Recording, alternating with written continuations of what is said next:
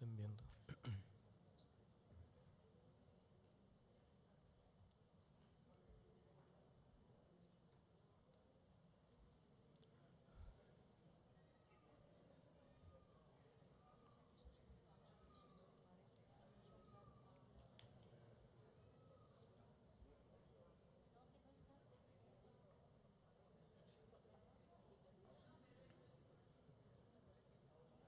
No.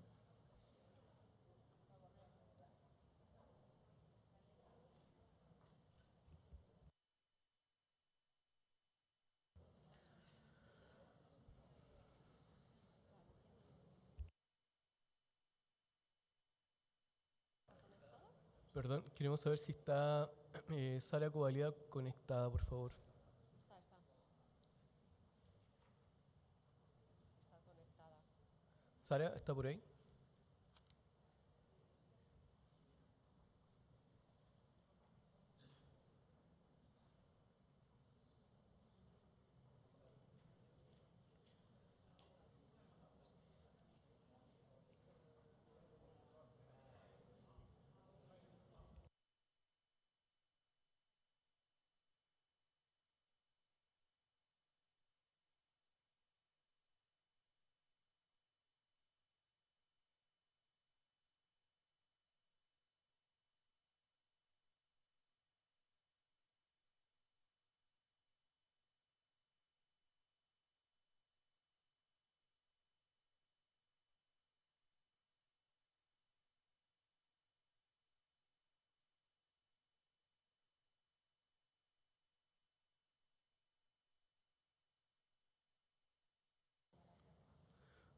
Sara, ¿está conectada usted?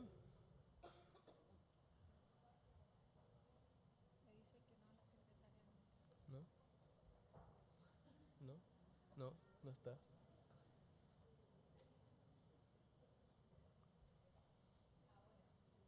Ahora otra vez, a ver.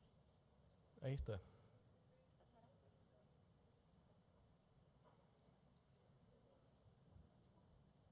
Sara? Sara, Pásame la conexión esta.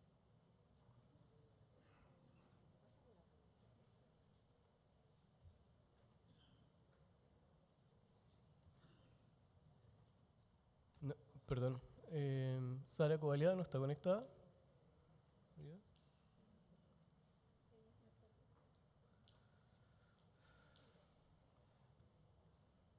No está, pues nada. ¿No está o no está? Ahí está. Ahora sí me confirma la señora. Pero no aparece Ángeles Ramos. ¿Podemos ver a Sara Covaleda, por favor, por la pantalla?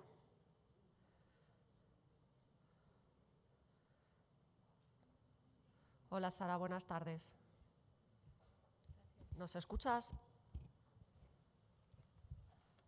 ¿No te oímos?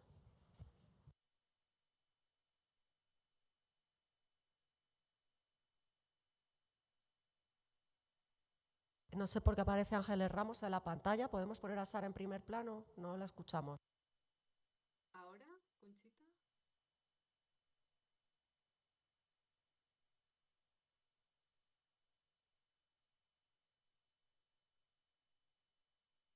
¿Ahora me escuchan? ¿Hola? No te escuchamos, Sara. ¿Ahora sí?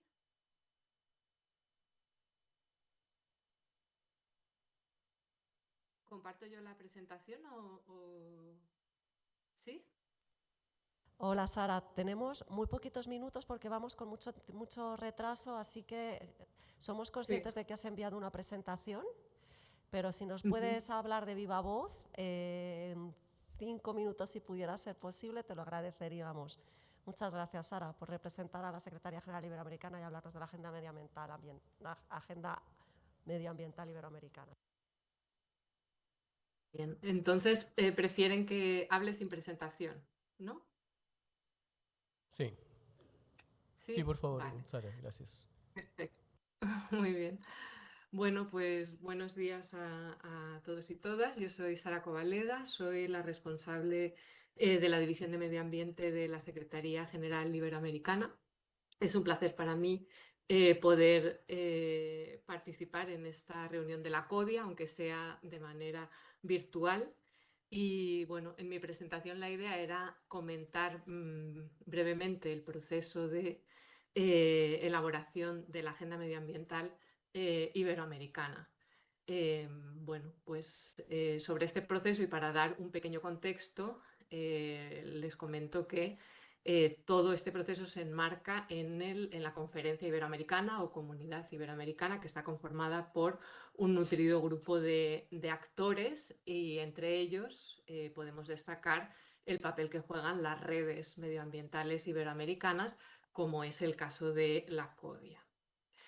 La dimensión medioambiental en la Conferencia Iberoamericana no ha sido uno de los temas tradicionales de cooperación.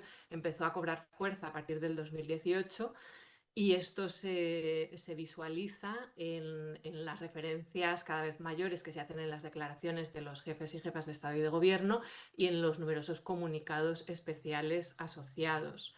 Varios de ellos relacionados con el tema de agua y de océanos, ¿no? en el medio marino.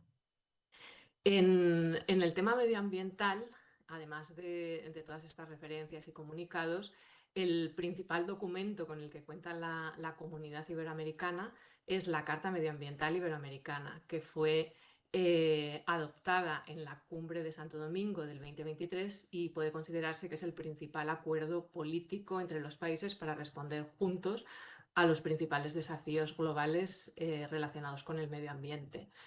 Esta carta constituye un compromiso con las generaciones futuras y está estructurada en 4 ejes temáticos, que son mitigación y adaptación al cambio climático, biodiversidad y restauración de ecosistemas, recursos hídricos y océanos, que es el que toca directamente su área de trabajo, y contaminación y residuos sólidos, incluyendo plásticos y microplásticos. Bueno, esta carta medioambiental es un documento, digamos, de grandes intenciones o de principios. Entonces, con el fin de aterrizarla en un instrumento más práctico, se está desarrollando actualmente la Agenda Medioambiental Iberoamericana.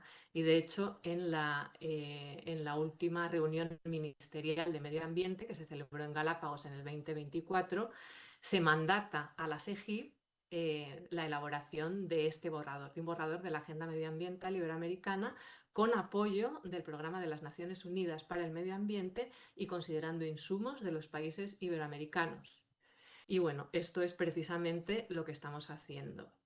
Brevemente, el proceso que se ha seguido y que se está siguiendo para la elaboración de esta agenda es, bueno, en el 2024 la Secretaría Pro Tempore de la conferencia la ostentaba Ecuador, entonces se inició en este periodo y se elaboró un primer borrador a través de la creación de un grupo de trabajo con puntos focales nacionales, de un grupo de países.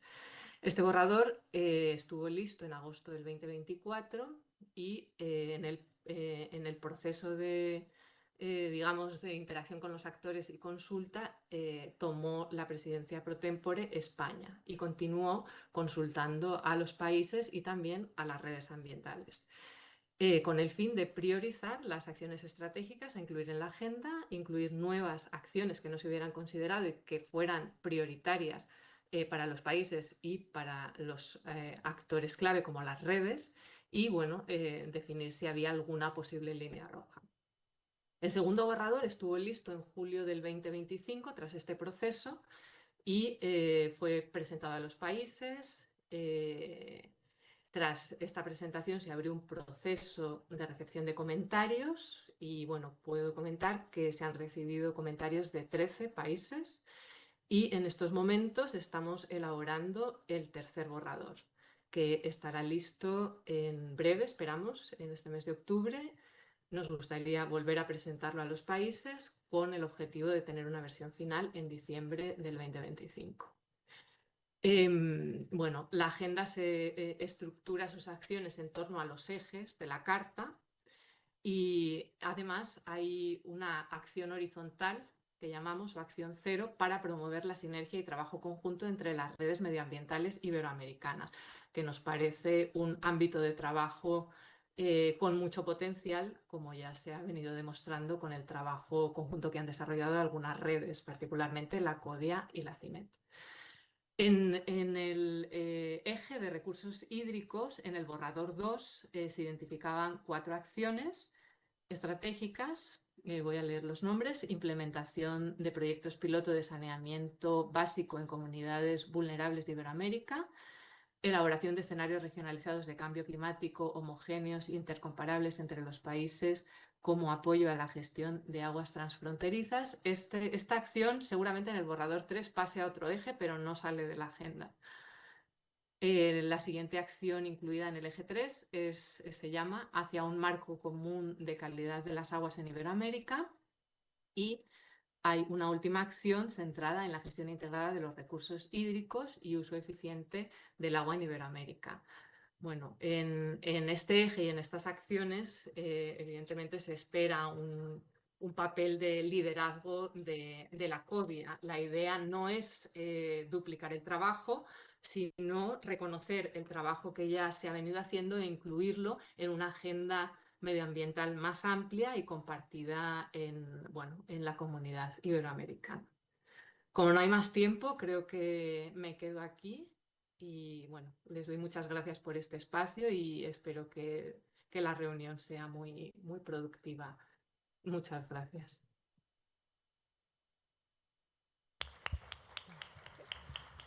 Muchas gracias, Sara, y bueno, pues seguiremos tratando de avanzar en la relación con la SEGI para ir informando sobre la agenda medioambiental. Vamos a dar paso al siguiente diálogo. A ver, hemos venido trabajando en algunos países, ¿cierto?, en una guía técnica de planificación. Me gustaría pedirle a Natalia Gullón, a María Ángeles Ramos, que pasen adelante, por favor. Y también, ¿cierto?, aquellos que van a ser parte de la mesa redonda, a Ignacio Enríquez, a Herbert de Costa Rica y a Juan Francisco Saldaña. Y Fabiola Taura, por favor, también. Entonces vamos a comenzar con Natalia haciendo una presentación y explicando esta guía que se ha trabajado en el territorio, y luego vamos a pasar, ¿cierto?, a esta mesa redonda. Muchas gracias.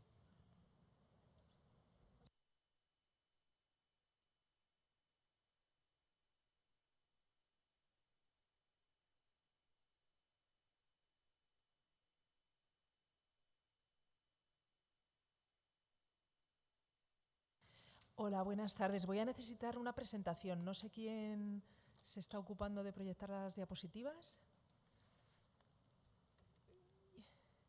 ¿Y puedo tener el mando de las diapositivas yo para ser más ágil? Aquí. Muchas bien. Qué bien, muchas gracias. ¿Y yo dónde veo la presentación? Si estoy de espaldas. Bueno, mientras cargan las diapositivas, quería decirles que ahora o en algún momento mañana tal vez haremos una foto de familia, ¿no? La típica foto de familia de todos los años de la CODIA. Y si quisiéramos para la foto de 2026 estar más fuertes, más musculosos, pues algo tendríamos que hacer, ¿no? No podríamos dejar pasar el tiempo y el año que viene vernos en Madrid, que será la CODIA, haríamos la misma foto y no saldríamos más fuertes. Si tenemos el objetivo de estar más fuertes, durante este año tendremos que ir al gimnasio o entrenar o no sé qué, o tomar proteína, ¿no? Yo no soy experta en eso. Pero para poder cambiar entre una foto y otra hay que hacer algo, ¿no? Hay que hacer un plan y hay que ejercitarse. Pues venimos a presentarles un poco el gimnasio para la gestión integrada del recurso hídrico, ¿no? Es un poco un chascarrillo para despertarnos, que estamos en el momento de la siesta, y por dar tiempo a que pongan la presentación. Pero es un poco la idea, ¿no? Desde la CODIA se ha venido trabajando mucho el tema de la gestión integrada del recurso hídrico, de la planificación hidrológica. Llevamos años haciendo muchas sesiones, seminarios de alto nivel, diálogos técnicos, grupos de trabajo sobre este tema. Hemos hecho unos análisis muy detallados del estado del indicador 651 de la gestión integrada del recurso hídrico en los países y hemos visto que entre un reporte y otro apenas hay cambio, ¿no? Eso significa, y lo veníamos hablando también en la comida, que no basta con hacer fotos. Si hacemos una foto y al año que viene volvemos a hacer una foto, pero no hacemos nada en medio durante el año, pues la foto va a salir igual, ¿no? O peor. Y un poco es lo que ha pasado en la región, que el indicador general de la gestión integrada del recurso hídrico está en torno al 43%, que es un indicador medio bajo, sabiendo que hay muchas diferencias entre los distintos países de la región, por supuesto, ¿no? Pero el indicador medio es bajo y si no hacemos algo para avanzar en la gestión integrada del recurso hídrico, no vamos a poder mejorar ese indicador, lógicamente, ¿no? Entonces, esta guía entra un poco dentro de esa lógica de poder avanzar juntos en la gestión integrada del recurso hídrico con una herramienta práctica que nos ayude a implementar la planificación hidrológica a través de distintos instrumentos, ¿no? Como se llamen en cada país, los planes de cuenca, los planes hidrológicos nacionales, los planes de gestión del recurso hídrico, pero es una herramienta práctica que nos ayuda precisamente a avanzar en la gestión integrada del recurso hídrico. La presentación, ¿alguien sabe cómo se hace para que la proyecten? Porque es importante, es muy visual y yo creo que ayuda. Bueno. Virginia, socorro. Bueno, pues nada. Hola, sí, aquí la estamos revisando. Vale. Se llama Presentación Guía Planificación, Natalia Gullón, algo así. Todo eso.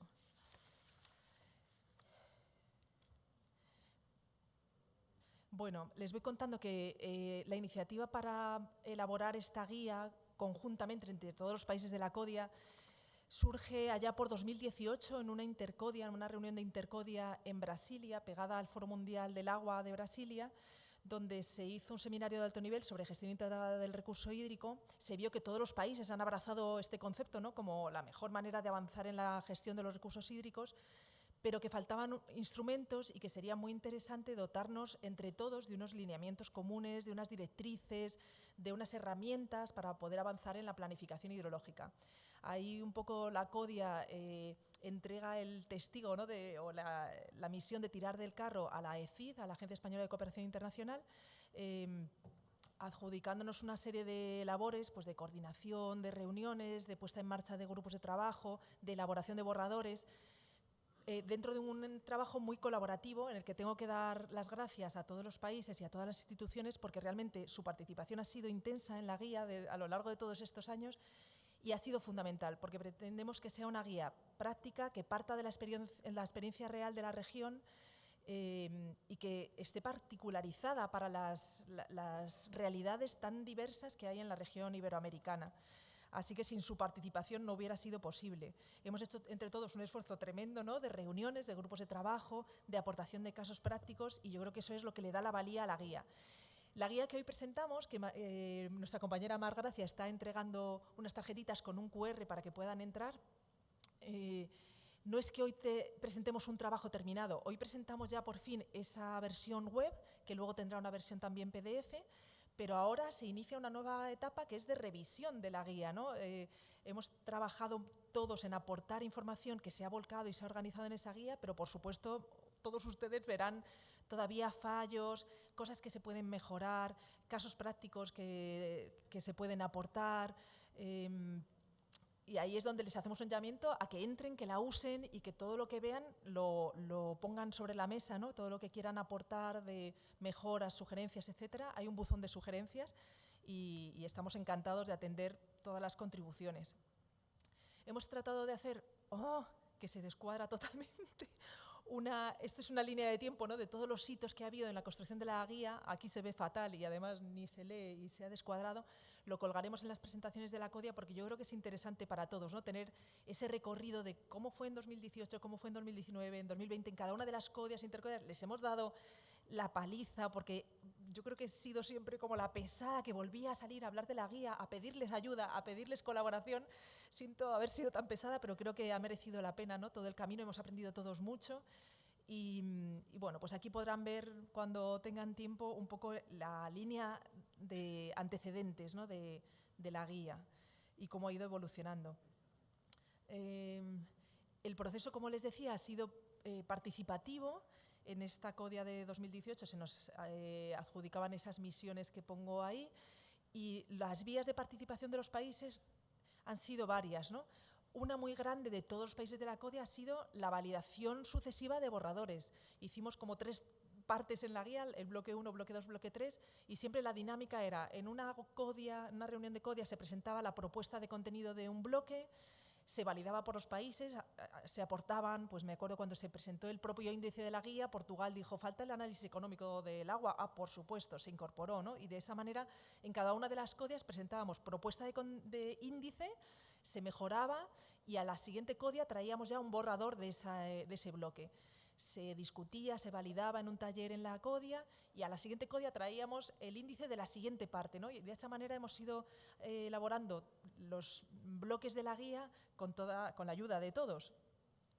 La otra vía de participación muy intensa ha sido la de los grupos de trabajo. Se constituyeron, como saben, 4 grupos de trabajo para los temas de financiación de los planes hidrológicos, participación, fenómenos extremos y cambio climático, y el tema de aguas transfronterizas, ¿no? El intercambio de experiencias en temas transfronterizos. Cada uno de los grupos de trabajo se reunió 3 veces, entre reunión y reunión también había un trabajo, ¿no? Se repartieron unos cuestionarios, los países los rellenaban, luego hacíamos un trabajo colaborativo en las sesiones con herramientas como la que ven ahí, Miro, etcétera. Y de esos grupos de trabajo en los que agradecemos también mucho la participación, aquí ven todos los países y las instituciones y personas que participaron en los grupos de trabajo, todo eso que se trabajó en los grupos se ha volcado, o se ha pretendido volcar, esperemos que con éxito, en la guía.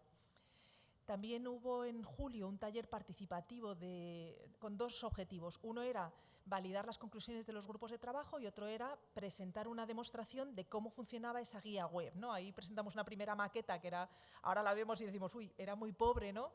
Pero con la ayuda de todos, todas las sugerencias, los cuestionarios que les hicimos rellenar, se mejoró.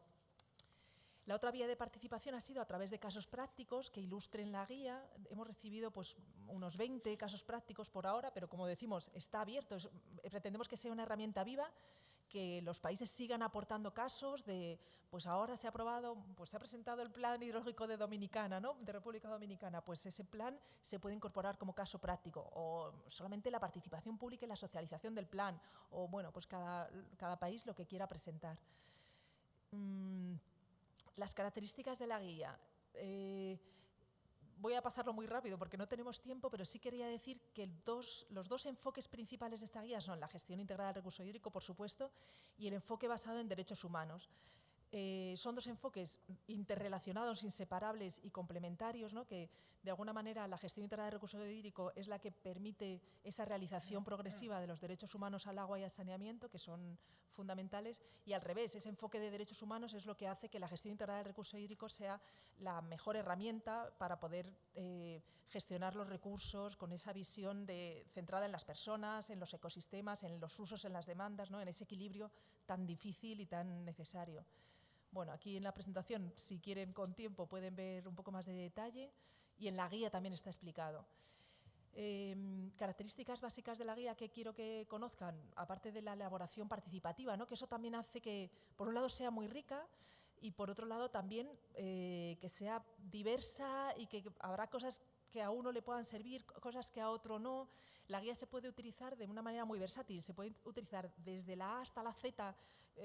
Pues quiero hacer el plan hidrológico nacional de mi país y empiezo a aplicar la guía de una cosa a la otra, ¿no?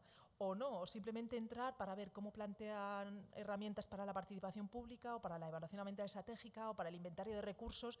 O sea, que se puede utilizar cada uno de la manera que quiera. Desde luego, para nada es obligatorio su uso, o sea, son unas recomendaciones, ¿no? Que hemos escrito entre todos, pero que no suponen una obligatoriedad por parte de los países de CODIA de seguir esas recomendaciones. Hay países que lo hacen de una manera, países que lo hacen de otro, y solamente pretende ser una ayuda. ¿Qué más? Bueno, el tema de la traducción. Siempre habíamos pensado que lo traduciríamos por lo menos al portugués, ¿no? Lo primero, por estar dentro de ese ámbito iberoamericano, y después al inglés y al francés, porque pretendemos que sea una guía que, aunque está muy centrada en la región iberoamericana, puede servir a otras regiones. Estamos todavía viendo cómo hacer automática esa traducción, pero que sepan ustedes que ahora mismo, con todas las herramientas de inteligencia artificial, por ejemplo, con el explorador de Internet, ¿no? Con el Google, claro, se puede hacer o con el Copilot o con el... claro, según el sistema de Internet que utilicen, nos lo pueden preguntar, ¿no? Porque ahí he puesto un ejemplo en portugués, con la guía que está tal cual. Es verdad que es una traducción que no está revisada, que no es una traducción técnica, es la que da la inteligencia artificial, pero bueno, por ahora se puede manejar así. Y es la manera de tener rápido una versión traducida, porque también al ser una herramienta tan dinámica que va a ir cambiando y que se va a ir actualizando, es muy difícil tener la traducción también actualizada, ¿no? Entonces, bueno, por lo menos contamos con esa traducción por ahora. Estos son los dos sistemas, ¿no? Con el explorador de Internet o con el Chrome. Y por último, por centrarnos un poco en el cronograma de cómo va a ser esta última etapa de la guía, ¿no? Que como decimos, no es que ahora la presentamos y ya la guardamos en una estantería, no, para nada. Ahora empieza una etapa de revisión, de completar, de actualizar cosas de la guía que cada uno de los países o de las instituciones que lo vean nos puede aportar. Por un lado, a corto plazo, hemos dividido corto plazo, medio plazo, largo plazo. Corto plazo sería como un año. Queremos hacer un taller ahora a la vuelta de la CODIA. Estamos pensando en el 27 de octubre, pero a ver si podemos confirmar la fecha cuanto antes, para hacer una presentación más pausada y más detallada del uso de la guía, ¿no? Un taller online de un par de horas donde podamos explicar bien cómo se usa la guía. Y a raíz de ese taller, y también desde ahora, cuando ustedes con el QR puedan entrar en la guía, vamos a estar recibiendo comentarios, sugerencias, documentación adicional, todo lo que quieran aportar. Hay un buzón para sugerencias que ahora María Ángeles nos dirá dónde está.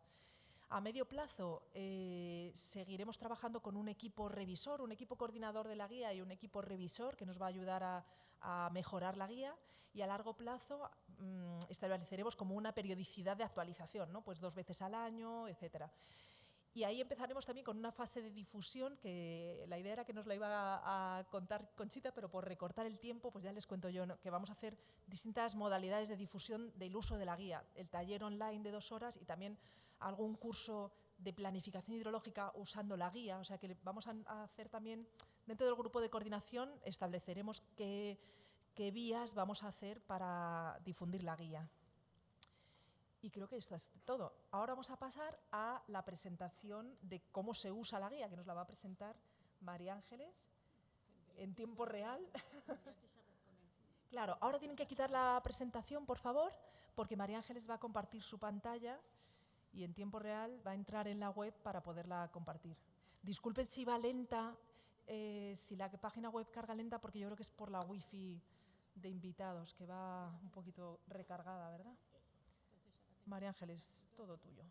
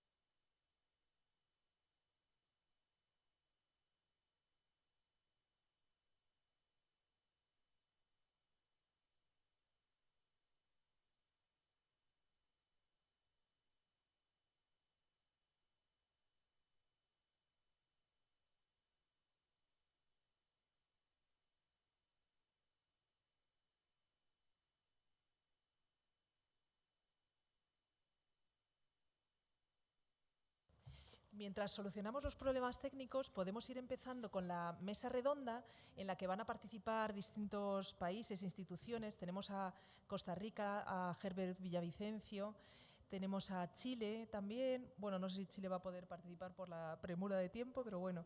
República Dominicana, Juan Saldaña, Global Water Partnership, Fabiola Tábora y Argentina, Ignacio Enríquez. podíamos empezar con la aportación Perdón, de... Natalia. De Sí. Chile está Gabriel Mancilla, Está se Javi, sumó. Javier. Sí. Perfecto. Ay, qué bien, que finalmente va a poder participar. Estupendo. Pues entonces vamos a empezar, mientras se conecta, con una reflexión de Herbert, un poco a raíz de la participación intensa en los grupos de trabajo. Ah, mira, ya nos han puesto esto. Pues entonces pasamos a ver primero la guía Sí, y perdón, luego ya... perdón. Sí, vemos la guía y luego Natalia, vamos con la mesa. Natalia, perdón, antes de seguir, intentemos, ¿cierto?, hacer la presentación rápidamente de la guía. La guía está en una página, podemos después también chequearla, un poco para dar pie también, ¿cierto?, a la mesa y que se pueda desarrollar en el plazo que hemos establecido. ¿Ok? Claro, sin lugar a muchas dudas gracias. es que es lo más interesante, la Ya. mesa. Entonces vamos a ver si puedo en 8 minutos contárselo. Bueno, muchas gracias por su atención. Si ustedes utilizan el QR de la tarjeta que acaban de compartir con ustedes, pues podrán acceder a la guía y verán esto nada más abrirla, ¿vale? Digamos que tiene dos partes fundamentales, la parte de lo que es la portada. Tenemos el placer de contar con las presentaciones del relator de Naciones Unidas. También Rodrigo ha hecho una presentación como presidencia pro tempore de la CODIA. Y también tenemos la Secretaría de Estado de la Cooperación Española. Abajo justo tienen dos botones que son muy importantes, que es cómo usar la guía y acceder directamente. Y un poquito más abajo, ya en el último nivel, tenemos el equipo redactor, que, como les ha comentado Natalia, ha sido una guía en la que han participado muchos países. Aprovechamos para darles las gracias a todos. Y podemos entrar directamente en cómo usar la guía. Pinchamos simplemente, yo intento hacerlo despacito para que ustedes me sigan, pero no tienen, la verdad es que no tiene ninguna complicación. Definidas un poquito las características básicas de lo que es la guía, su versatilidad, etcétera, que ha comentado ligeramente Natalia, podemos acceder a un tutorial que está en PDF y que se carga, ustedes pueden descargar e imprimir para trabajar con él.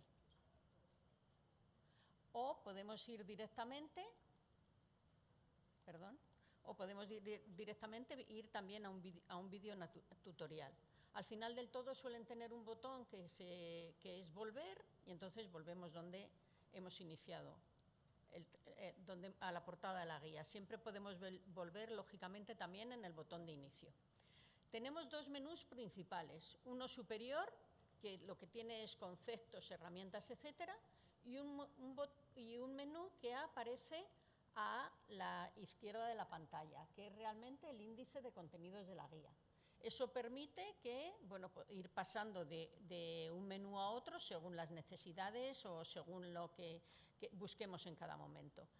Si nos vamos al menú superior, pues tenemos la definición un poquito, conceptualmente te va guiando en lo que realmente está basado la guía. Como les ha dicho Natalia, es una guía que responde a los principios de la gestión integrada de los recursos hídricos y los derechos humanos. Esto es importantísimo para seguir la guía porque realmente el índice que se muestra en la guía nace del cumplimiento de esos dos principios. Es decir, si hay que tener agua disponible para los abastecimientos, si hay que tener agua de calidad, si hay que considerar el agua como un bien económico, social y ambiental, todos esos elementos basados a metodologías y procedimientos se corresponden con lo que es el índice de la guía. Es decir, el índice que hay ahí no corresponde al plan ni el de Chile, ni el de Portugal, ni el de España, ni el de la República Dominicana. Es un índice que intenta dar respuesta en sus desarrollos metodológicos y en sus procedimientos a lo que es una guía que responde a la gestión integrada de los recursos hídricos y al cumplimiento de los derechos humanos. Entonces, yo sé que muchos de ustedes, lógicamente, no van a usar esta guía, pero sus equipos sí.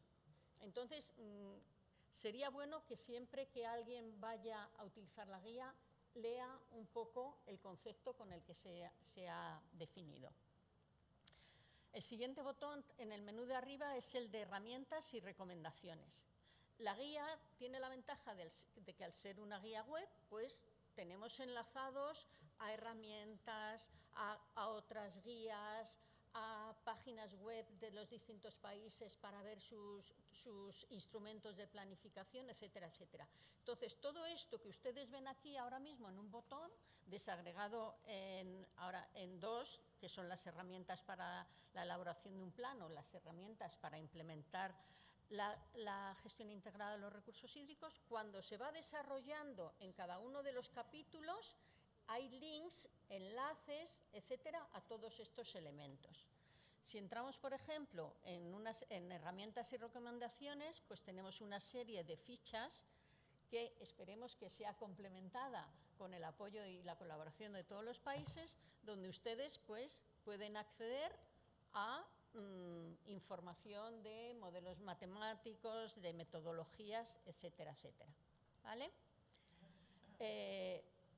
Como les he dicho, siempre podemos volver en el botón inferior o también podemos teclear directamente arriba, en el menú superior que hemos visto antes.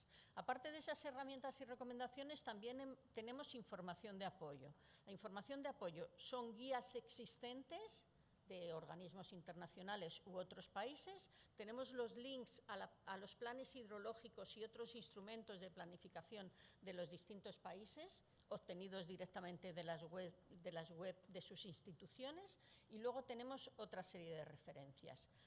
Si abrimos el botón de guías metodológicas, pues las tenemos clasificadas por temáticas y, por ejemplo, si cogemos las guías de aguas subterráneas, pues tenemos una guía del BID del año pasado, creo que es, y abajo siempre el link. Esto es solo un ejemplo, o sea, debe de haber del orden de 30 guías, referencias, pues habrá del orden de 100, etcétera. Entonces, toda esta información que ustedes ven aquí en una sola pestaña está distribuida a lo largo de, de toda la metodología y todos los procedimientos en la propia guía. Y por último, pero lo más importante de todo, es que hemos recogido todos los casos prácticos relacionados con los temas que se desarrollan en un plan hidrológico que ustedes nos han ido enviando durante este tiempo y que hemos sido bastante pesados con este tema, con lo cual no podemos desaprovechar la oportunidad de volverles a dar las gracias.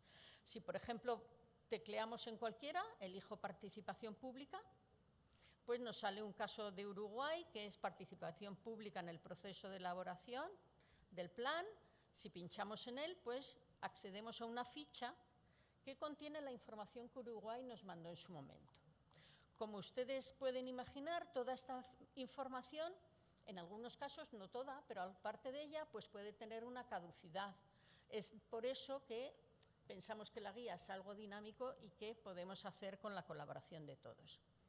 Por no seguir en esto y acortar lo que más que pueda la presentación, los botones que ven arriba pues son los normales que existe, el buscador.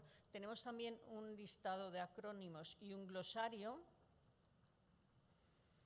en el que también cada acrónimo, si corresponde a un organismo y tal, pues va con su link al lado, ¿vale? Yo creo que son cosas que tienen cierta práctica y que ayudan al proceso de planificación. No es esencial, pero puede ayudar. Si nos vamos ya a la parte del índice, que es el menú que les he dicho que está a su izquierda, empezamos por lo que es el objeto y alcance, pues nada más tecleando lo que es, podemos obtener toda la información en la que se fundamenta la guía.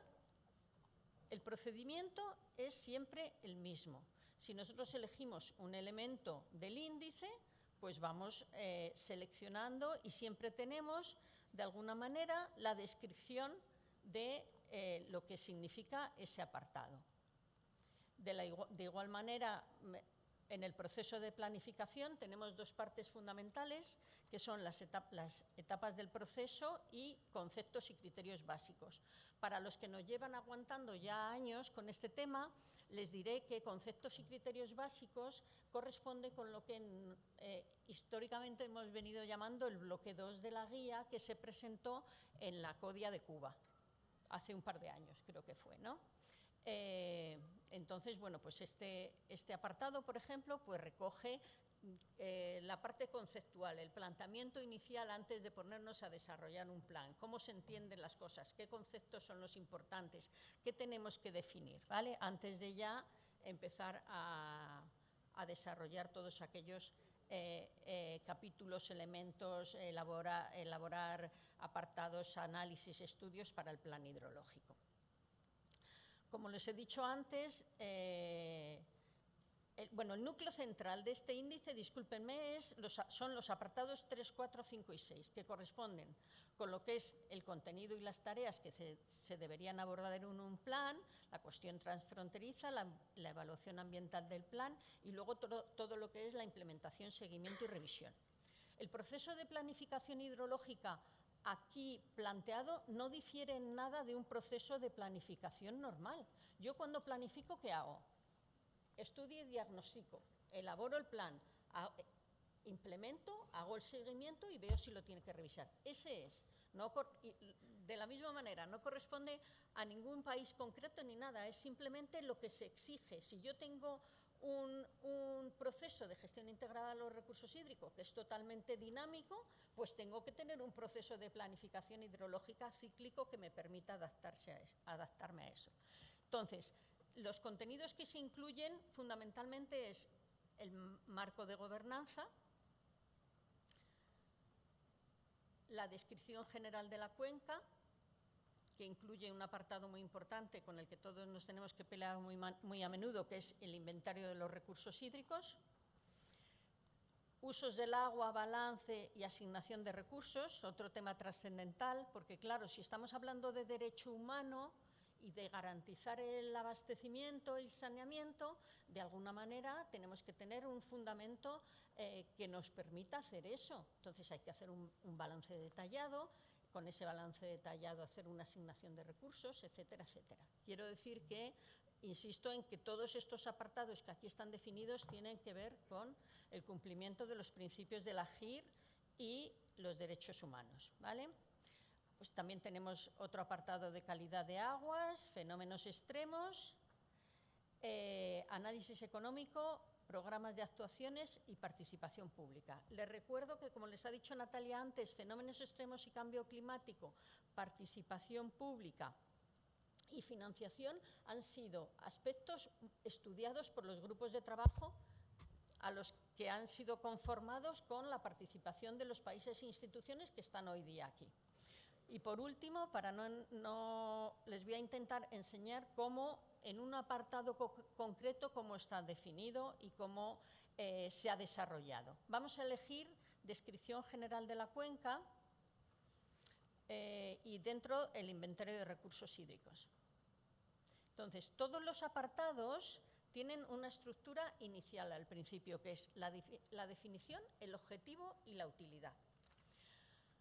Podrán encontrar cuadros amarillos como el que ven ahora, que son temas que se consideran importantes, y podrán encontrar cuadros de color verde o verde azulado, que son recomendaciones. Una vez pasada esta introducción, siempre tenemos un apartado que se dice contenido que se debe abordar en un plan, ¿vale? Y otro botón que dice tareas. Las tareas se han desarrollado cuando se requieren metodologías de detalle, metodologías complejas que permiten, y hay que ahondar. No vale decir, tengo que incluir este contenido. No, tengo que incluir este contenido, pero es bueno que se haga con esto, con esta metodología. Perdón, Ya está. Ya finalizo. Estamos Muchas a un minuto gracias. porque tenemos todavía un diálogo que cerrar. Entonces, bueno, pues hay contenidos y tareas, y las tareas también se han desarrollado para distintos niveles de disponibilidad de información. Es decir, si hay una disponibilidad de información suficiente, se desarrollan unas metodologías y si no, se desarrollan otras. Y aquí pueden encontrar enlaces con casos prácticos, etcétera. Bueno, pues muchas gracias. Muchas gracias por la presentación. Es un buen instrumento, yo lo revisé, tiene harto contenido, da para más de 2 horas. Natalia delante habló de una sesión de 2 horas, yo creo que probablemente 2 sesiones de aquello. Tenemos un poquito de espacio para la mesa con algunas preguntas dirigidas por usted, Natalia, por favor. Muchas gracias, director. Bueno, y agradezco también a María Ángeles la presentación rápida de la guía, que no es fácil porque tiene mucho detalle, efectivamente, como dice el director. Y agradezco sobre todo, si hoy podemos presentar la guía, es gracias al trabajo y a la dedicación y al esfuerzo de María Ángeles. Así que María Ángeles es el alma de la guía. Pasamos a esta mesa redonda en la que van a participar, como decía antes, distintos países y va a ser un poco como un diálogo fluido, ¿no?, en el que cada uno va a abordar un tema para luego dar paso a la participación de todos los que están en la sala. Vamos a empezar con Herbert Villavicencio, de la Dirección General del Agua de Costa Rica. Desde su experiencia en la participación en los grupos de trabajo para la guía, me gustaría que expusiera un poco cómo valora esa constitución de grupos de trabajo para elaborar una guía de estas características, ¿no?, sobre todo en los aspectos más importantes como el de fenómenos extremos, etcétera. Buenas tardes. Bueno, primero de mi parte agradecerle a usted, Natalia, y a María Ángeles por la oportunidad que nos dieron de aportar en la guía, ¿verdad? No solo con el tema precisamente de los grupos de trabajo, sino también con los casos prácticos de Costa Rica, ¿verdad? Que también fue parte de la muy ardua labor que tuvimos desde los inicios de 2018, ¿verdad? Aportando y actualizando, porque igualmente es un tema, como en alguna oportunidad lo ha mencionado Natalia, dinámico. Es una guía dinámica, ¿verdad? Que precisamente dentro de la experiencia que hemos tenido en los aportes de tanto para ahora el grupo de trabajo como para los casos prácticos, pues nuevos aportes que conforme pasa el tiempo se van suscitando y que van efectivamente aportando a la gestión integral de recursos hídricos en cada país que representamos aquí en ACODIA. Y en concreto con la pregunta, bueno, muy enriquecedora, evidentemente, ¿verdad? Tanto de conocimiento técnico-científico, temas en específico en el equipo de trabajo de fenómenos extremos, temas de modelaciones, temas de, a propósito de los temas que se estaban citando también en la mañana y la importancia de lo que es contar con una red robusta de monitoreo para temas precisamente también de los fenómenos extremos y la adaptación al cambio climático. Y la necesidad, efectivamente, identificada dentro de la guía de contar con esa información. Las experiencias de todos los miembros del equipo de trabajo, tanto desde las aulas, porque, había representación académica también, eso fue muy, muy enriquecedor para nosotros mismos, que también formamos parte de ese equipo de trabajo, y nuestras experiencias igualmente laborales y la aplicación de nuestros conocimientos en materia laboral también igualmente llevada al equipo de trabajo y puesta en común de todos los miembros, y en distintos contextos, efectivamente, contextos administrativos, contextos políticos, ¿verdad? Territoriales, de acceso a recursos técnicos e información, ¿verdad? Fue parte, digamos, de los grandes retos que nosotros identificamos para lo que fue el abordaje de la información necesaria para afrontar los retos que involucran los fenómenos extremos. Bueno, obviamente no es un tema de dejarlos nada más en unas conclusiones o un documento de conclusiones, sino que obviamente es un tema de replicarlo, ¿verdad?, en cada una de nuestras oficinas de los ministerios respectivos, y igualmente fomentar el seguimiento de todo lo que se aportó en el equipo de trabajo.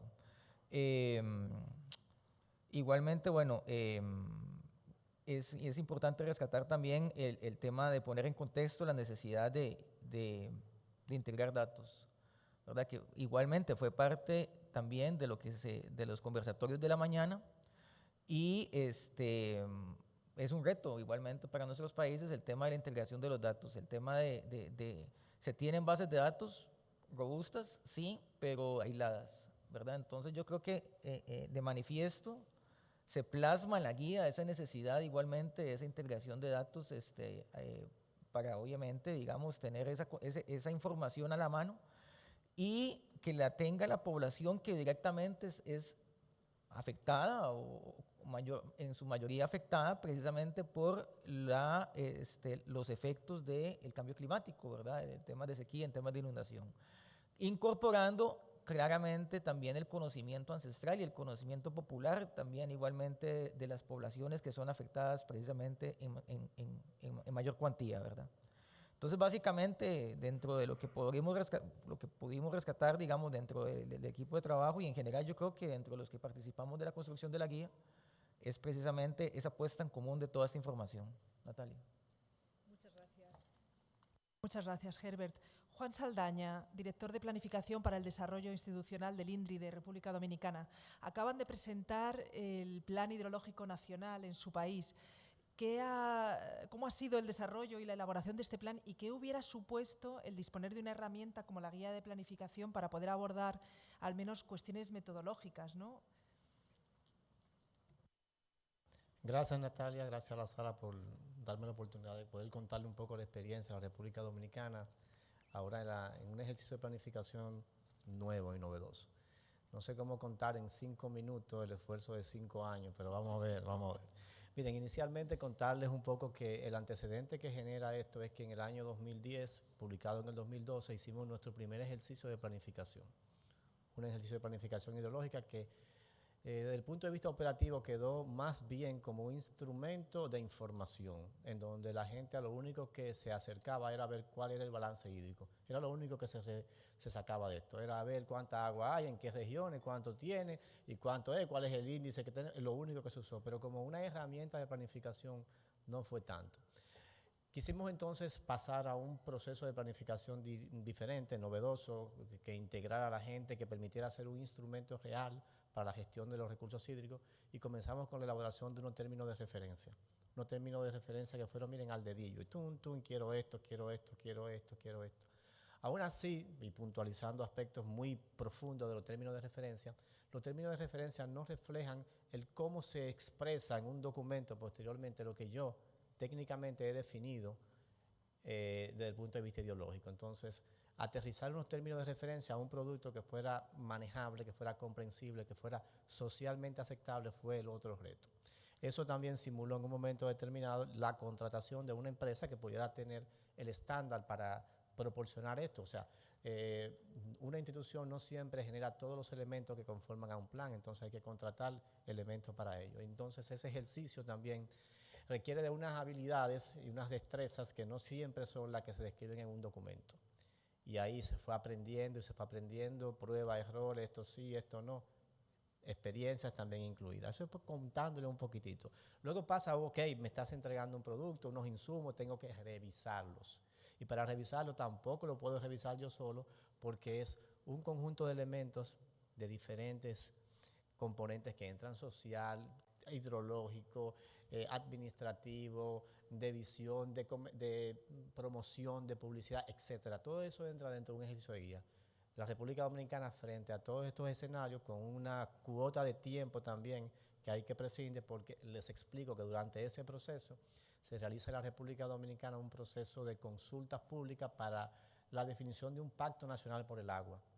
Y en todos los ejercicios que se hicieron en 32 provincias a nivel nacional, uno de los elementos que salía casi siempre al primero era: necesitamos un plan de agua, necesitamos un plan hidrológico. Entonces generó un compromiso presidencial en donde el mismo presidente dice: tenemos que tener un plan. Sí, es un compromiso, está ahí.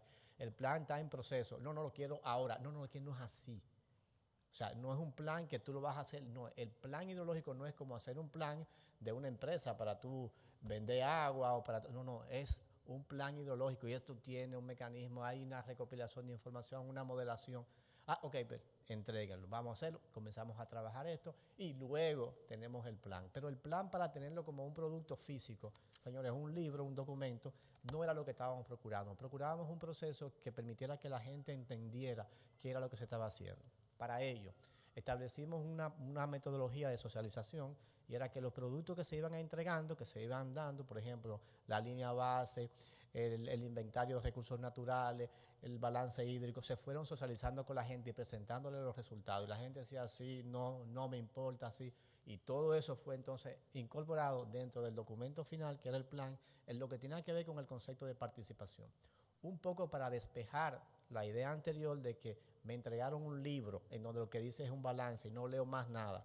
No, no, no. Tú fuiste parte de este proceso y lo que estamos construyendo ahora es un proyecto de nación. Y así fuimos empoderando. Hicimos consultas en todo el territorio con diferentes actores, con la academia. Esto es, no me gusta esto, revisen aquello. Esta es la realidad. Ya tenemos el balance. Entonces vamos a construir ahora la otra línea. ¿Cuál es la otra línea? Definir una política hídrica que no la tenemos tampoco en el país. Entonces, nosotros no tenemos la competencia para definir una política hídrica. Vean los vacíos que va teniendo el plan propiamente. Construimos una propuesta de política hídrica que el Ministerio de Medio Ambiente debe asumir como tal. Esas políticas hídricas estaban asociadas a estrategias de implementación. Y esas estrategias de implementación a las medidas, esas medidas a costos y a cronograma de actividades. Todo ese paquete fue fundido ahí.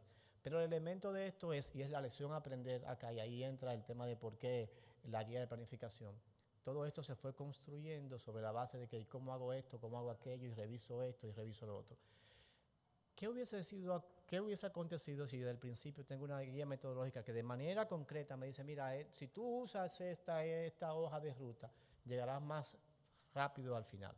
Eso fue lo que se fue construyendo. Al final ya tomamos la guía de planificación, la montamos con el modelo de lo que ya habíamos hecho, la construcción, y ahí quedamos claros con esta parte. Hoy podemos presentar una guía y nos preguntamos, ¿y si hubiésemos tenido la guía del principio? ¿Cuántos tiempos hubiésemos mejorado? ¿Cuántas líneas hubiésemos concretizado?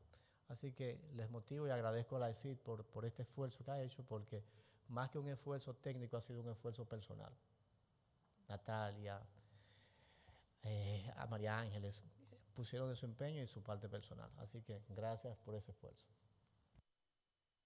Muchas gracias, Juan. Es cierto que la elaboración de un plan hidrológico nacional es un proceso complejo, largo y, claro, cualquier herramienta es bienvenida, ¿no? Y una herramienta así completa desde el punto de vista técnico, metodológico, pues puede aligerar y puede ayudar mucho.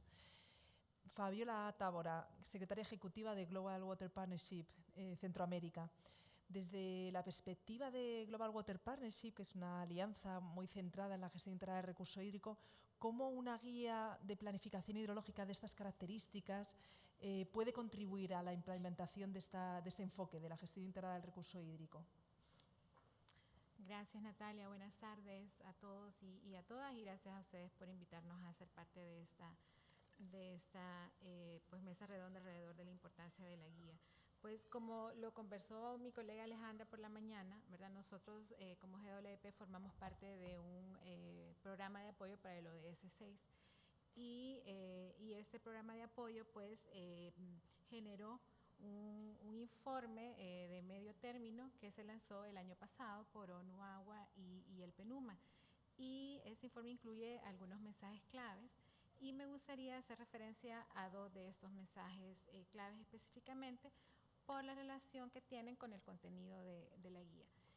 Uno de los mensajes es que debemos repensar los enfoques de financiación, desarrollar e implementar acuerdos de recaudación de ingresos y recuperación de costos.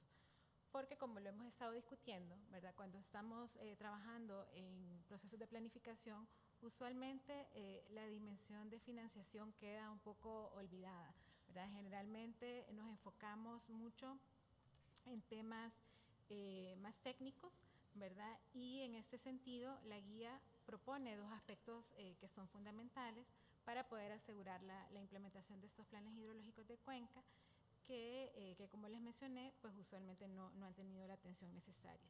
Uno es pues realizar un análisis económico, ¿verdad?, del sector agua, que permita entender precisamente pues cuáles son los costos que están asociados a la gestión del agua, cuál es la estimación de los ingresos, la identificación de opciones para aumentar la eficiencia y considerando además pues elementos de recuperación de costos y la distribución equitativa, que considera además el contexto socioeconómico de la cuenca y los principales usos del agua. Y Y como ya Ángeles nos estaba mostrando, pues propone pasos también, ¿verdad? Propone herramientas para que los países pues puedan adaptar de acuerdo a sus contextos, a sus marcos regulatorios e institucionales, y que desde el inicio entonces incluyamos esos elementos dentro de la estructuración y definición de alcances del plan.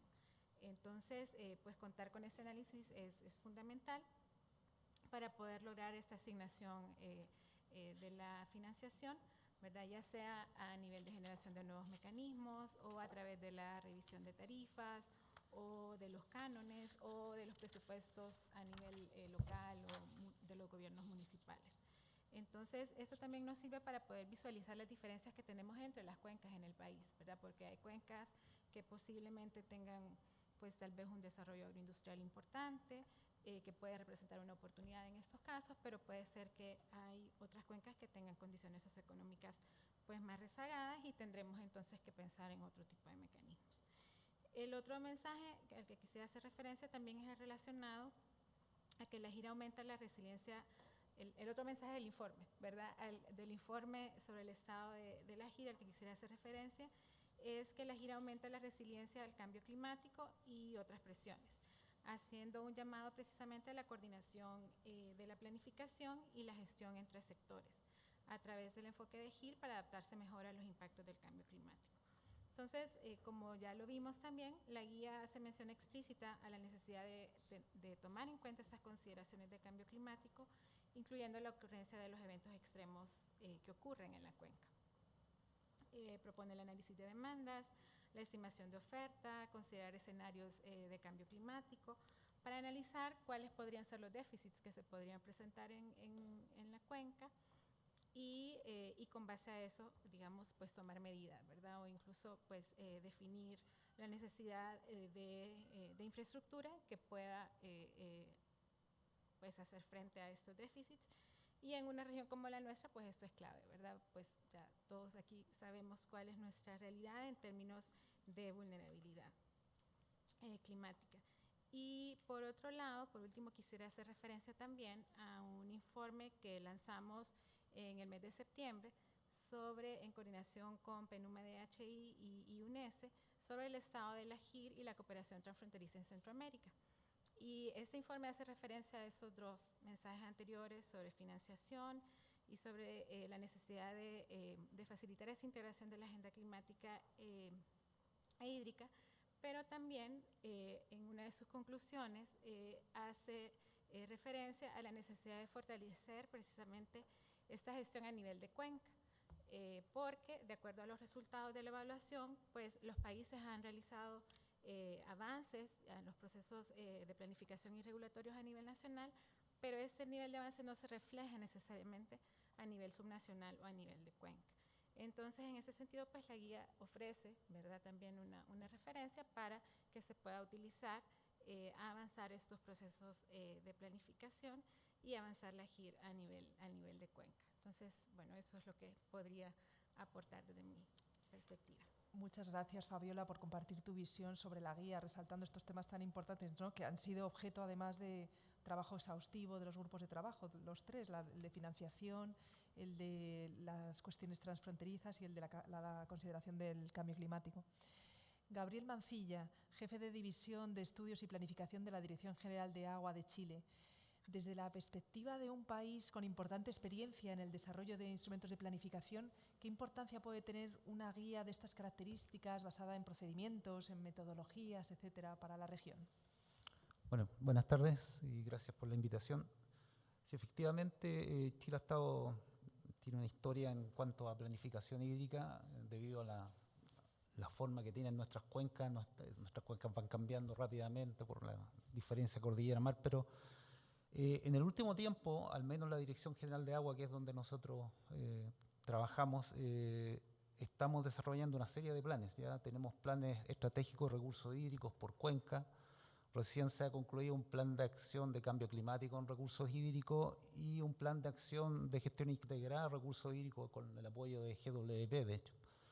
Y es una serie de planes que están concluyendo, algunos, otros recién están comenzando, o sea, tenemos para bastantes años más, porque nos obliga el cambio climático adaptarnos, ¿ya? Y en el caso nuestro, esa adaptación tiene que ser relativamente rápida porque estamos sufriendo impactos que ustedes ven continuamente. Hoy día misma tuvieron un día muy frío en la mañana, ahora es bastante calor, ayer estuvo lloviendo, mañana va a ser mucho calor. Son cambios muy continuos que se están dando. Entonces, dentro de eso, todos los planes que hemos estado elaborando siguen una cierta línea que debe ser coherente entre ellos, ¿ya? Y como tal, como son planes diversos, muchas veces hay aspectos que, digamos, no necesariamente pueden conversar, ¿ya? Entre ellos. Por lo tanto, la guía yo la estuve revisando justo desde ayer más o menos y entrega una serie de lineamientos que permiten mantener ese orden, permiten mantener fundamentos que a la larga nos permiten saber de que no hay cabos sueltos, o sea, de que todo lo que se requiere está ahí. Y eso a nosotros nos permite ordenarnos. O sea, si bien es cierto, hemos seguido una línea relativamente coherente, hay aspectos que a veces no quedan tan claros o que se discuten más que otros. Por ejemplo, el tema de los indicadores, ¿ya? ¿Cómo nosotros, qué indicadores vamos a definir? ¿Cuáles son necesarios para cada uno de nuestros planes? Revisando la guía uno se da cuenta que hay una serie de indicadores tipo que uno perfectamente podría emplear, ¿ya? Y que son coherentes para un plan como para el otro, ¿ya? El hecho también de saber cuándo y cómo monitorear, ¿ya? Los avances de los planes también es algo que a nosotros nos sirve mucho porque es materia de discusión ahora nuestra, entonces nos permite ordenarnos un poco más en eso. Y lo otro también que para nosotros por lo menos es muy relevante es, si bien es cierto, nosotros sabemos cuándo debemos actualizar nuestros planes conforme a, digamos, a un periodo de tiempo, la guía nos indica cuándo hay ciertos signos que nos indican que debemos actualizar quizá un poco antes, ¿ya? De lo que nosotros pensamos. Entonces, ahí hay una serie de factores que a nosotros nos entregan buenos insumos, nos permiten seguir avanzando, darnos cuenta de que mal no lo estamos haciendo, lo estamos haciendo bien, pero que hay puntos que a lo mejor la guía nos permite ordenarnos, ser más coherentes y buscar respuestas donde en vez de discutir a veces muchas otras cosas. Entonces, en ese sentido, es un avance que nos va a apoyar bastante. Y lo otro, que también fue mencionado recientemente, a nosotros nos permite esto avanzar un poco más en lo que es el ODS, especialmente 6.5.1. Nos da bastante buenos insumos en lo que es gestión integrada de recursos hídricos para seguir avanzando en ese indicador que para nosotros es preponderante en el último tiempo. Hemos estado trabajando fuerte en eso y esta guía también nos entrega un cierto lineamiento a seguir. Así que bajo ese contexto, para nosotros por lo menos es una guía bastante útil y estimamos que para el resto de la región también.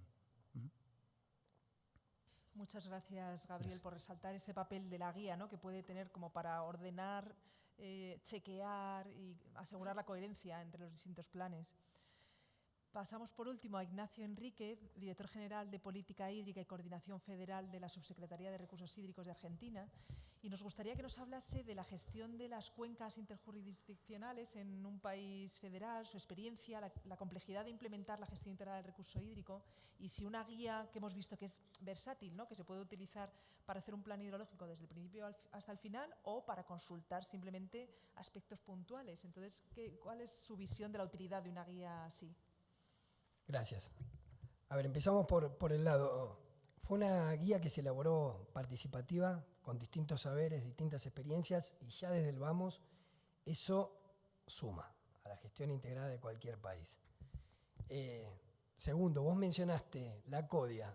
Nos reunimos en Costa Rica, sacamos una foto y nos venimos a Chile y nos reunimos de vuelta. Bueno, no, Argentina no se quedó en eso. Como esta guía que nos va a sumar a nuestra gestión, nosotros durante este periodo nos juntamos con México y empezamos a aprender de México y Brasil cómo manejan la sequía y estamos en proceso de hacer un plan nacional federal de sequías. Nos juntamos con Cuba y aprendimos después de la reunión de CODIA que Cuba tenía 3.000 estaciones de calidad de agua. Vino Leslie, no vino a la Argentina, ¿no? Pero por Zuna, delante de 70 personas, nos contó cómo Cuba lograba sostener 3.000 estaciones de monitoreo. Y así con Chile también, que estamos intentando hacer cooperación, descontando todos los países que tenemos cuencas transfronterizas, ¿no? Eso es en la cooperación del día a día y de los nexos que se generan en CODIA. Bien, ¿cómo me sirve esto? Argentina tiene un plan nacional federal de aguas, tiene un Plan Nacional Federal de Aguas Subterráneas, totalmente no rígido, sino que, como dijo Juan, tiene que actualizarse permanentemente. La guía me va a sumar a esa actualización. En Argentina, rígido, tenemos las leyes que van cambiando y los 50 principios rectores de política hídrica que tienen 20 años y que a través, bueno, uno ve, hace 20 años mucho agua pasó abajo del puente durante 20 años, pero es muy difícil tocarlos. Es como decimos los hídricos, abrir una caja de Pandora que no sabemos dónde terminan esos principios, que son usados, todas las provincias lo tienen por ley, todas las están de acuerdo con esos principios, el Estado Nacional y hasta la Corte Suprema de Justicia los utiliza en sus fallos. Es lo único que por ahora no se toca, que en algún momento, cuando pase el tiempo, lo vamos a tener que tocar. Tenemos 26 cuencas interjurisdiccionales, sin contar las transfronterizas, 26 entidades de cuenca totalmente distintas, donde la mayoría tiene su plan director y esta guía, a ver, cuando yo empecé a trabajar en cuencas hace 29 años, lo primero que me enseñaron es que cada cuenca tiene su propia idiosincrasia. Cada persona de Argentina o cada zona de Argentina, desde el sur al norte, piensan distinto, actúan y manejan o gestionan el agua de manera distinta. Entonces, lo que funciona en el sur de Argentina no está claro que va a funcionar en el centro o en el norte del país. Lo mismo, las buenas prácticas que puede tener España, Holanda, ¿pueden servir en Argentina? Probablemente sí, o probablemente haya que ayornarlas. Esos planes directores que te mencionaba que tienen la mayoría de esas cuencas, ninguno, esos términos de referencia, ninguno es igual al otro. Son armados con la gente, no solo con los gestores y administradores, sino con la sociedad del lugar, porque ven el agua y viven el agua de manera distinta. Vos mencionaste una frase que para mí es vital en esta guía, donde mi equipo de cuencas, del equipo de la subsecretaría participó en su desarrollo, es que no es una guía cerrada, desde la hoja 1 a la última hoja es la guía que hay que utilizar, sino que cada uno de los aspectos que va trayendo con distintas experiencias puede utilizarse, ya sea en el plan de aguas subterráneas, o en el plan del agua, o en el plan de una cuenca. Viendo esa idiosincrasia y lo difícil que es traer algo armadito, hecho y que funciona en otro lado y aplicarlo en otro país, creo que una guía como esta, que tiene esa capacidad y a su vez, como dijiste vos también, que es un proceso también de constante mejora, creo que va a ser muy útil para la gestión del agua en Argentina. Gracias. Muchas gracias, Ignacio. Es verdad que esa versatilidad, ¿no?, y esa adaptabilidad de la guía, que es una especie de caja de herramientas con distintas posibilidades, yo creo que va a ser muy utilizable, ¿no?, en los distintos países. Creo que después de esta mesa redonda nos han entrado a todos ganas de irnos al gimnasio de la planificación hidrológica. Les invitamos a meterse ahí en la web, practicar, hacer músculo, ¿no?, para vernos en el próximo reporte del 651, un poco más fuertes, altos y guapos todos. Y no sé si hay tiempo para alguna pregunta, consulta o cerramos aquí. Estamos cerrados. Muchas gracias. Estamos cerrados con menos 15 inclusive. Un aplauso para los expositores. Muchas gracias por la presentación y por la mirada desde los distintos países. Estamos contra el tiempo, pero de todas formas, que pase OMM. Adelante, por favor, don Julián.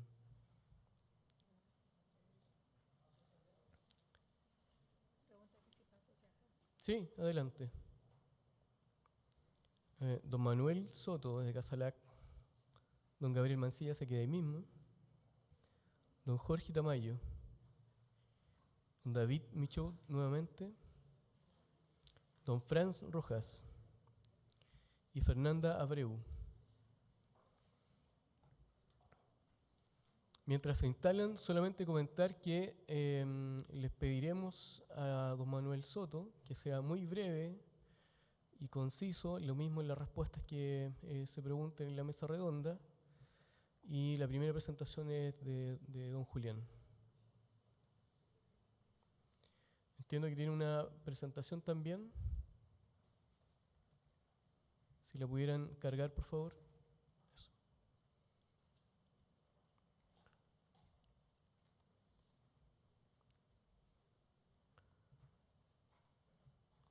Don Julián.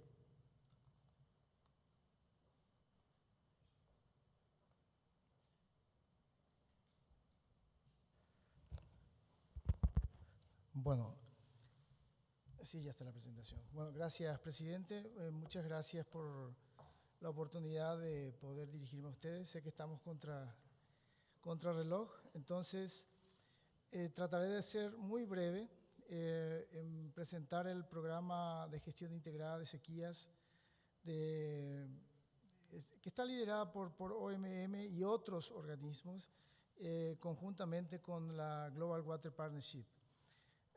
Muy brevemente, para los que no conocen la OMM, es un organismo intergubernamental especializado en Naciones Unidas, cuenta con 193 países miembros. Este año celebra sus 75 años como agencia especializada en Naciones Unidas, pero como organismo de intercambio de datos meteorológicos tiene más de 145 años. Tiene una estructura de gobernanza relativamente compleja, liderado por un congreso. Hay comisiones técnicas que son los encargados de realizar las guías, estándares en los distintos temas relacionados con el tiempo, el clima y el agua. Y a nivel regional cuenta con asociaciones regionales que igualmente son organismos de carácter intergubernamental.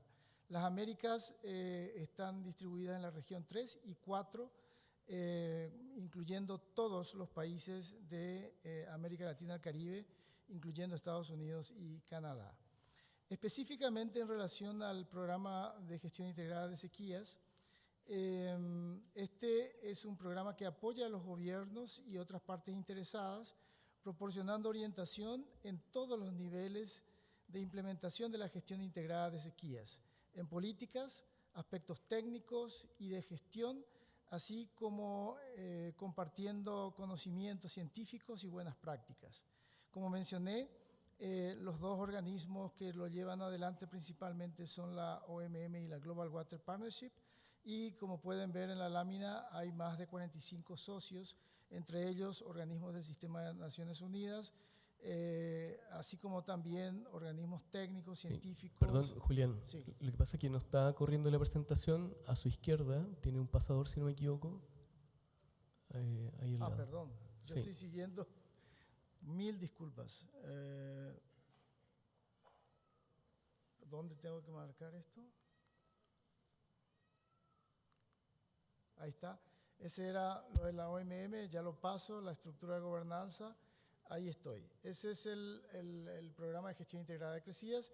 Mencionaba que a su derecha pueden ver las agencias que son colaboradoras del programa. Este programa está basado en 3 pilares. El primero es el de monitoreo y conocimiento del riesgo de sequías. El segundo tiene que ver con la evaluación de los riesgos de impactos, y el tercero asociado con la mitigación, la preparación y respuesta a los riesgos de sequías. Ahí pueden ver, si quieren más información al respecto, el enlace web en la parte inferior. Este programa fue establecido en el 2013 en la reunión de alto nivel de políticas nacionales de sequía. También cuenta con un help desk para los interesados en esa página web que está allí. Fue establecido por decisión de la COP16 del UNCCD, de la Convención Marco de Naciones Unidas para Desertificación y Sequía. Allí están los detalles, voy a obviar eso, la presentación queda con ustedes. Uno de los principales, unas principales herramientas con que cuenta este programa es ese reporte, que también es una línea de base, es una guía de línea de base para evaluación de los impactos del monitoreo de sequía.